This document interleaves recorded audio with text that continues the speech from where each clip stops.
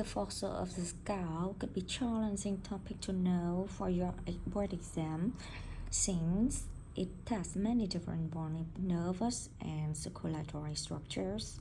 Candidates will apply their knowledge of anatomical structures, borders, and reasons of the communication to gain the more holistic anatomical understanding.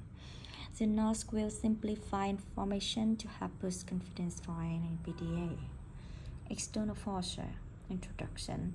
A fossa, plural fossae, can be described as a depression, pit, or groove on the surface of organ or structure. Often this term is applied to bony structures, but may also be applied to other tissue, such as the heart. It's the fossa ovalis. The fossa is not to be confused with the foramen, which is complete opening of the bone through which supporting nerves and vessels pass. Temporal fossa.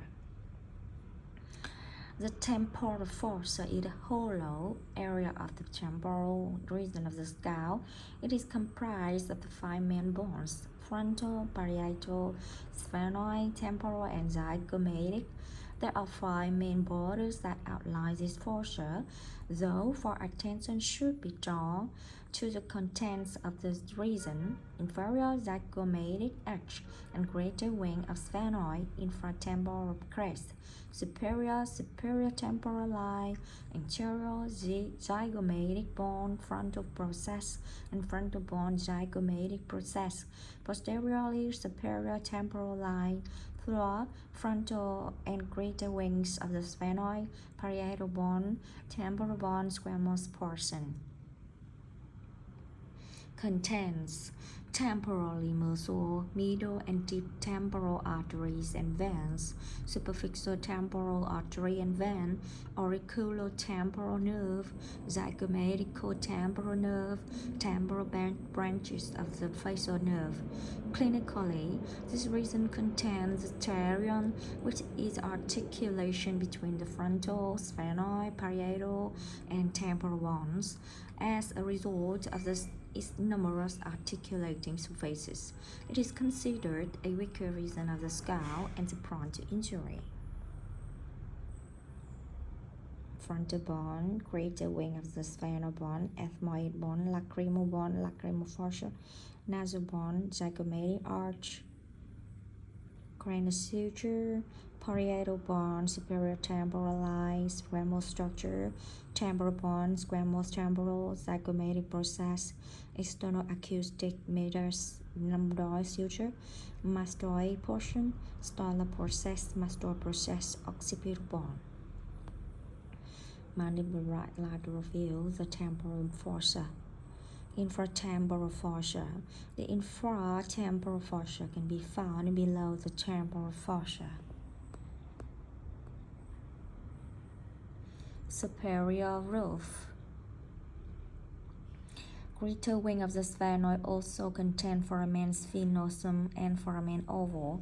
Inferior floor, medial pterygoid muscle, interior posterior lateral border of the maxillary sinus, posterior carotid sheath, medial lateral pterygoid plate, tensor valve palatini and levator valve palatini muscle, and superior constrictor muscle.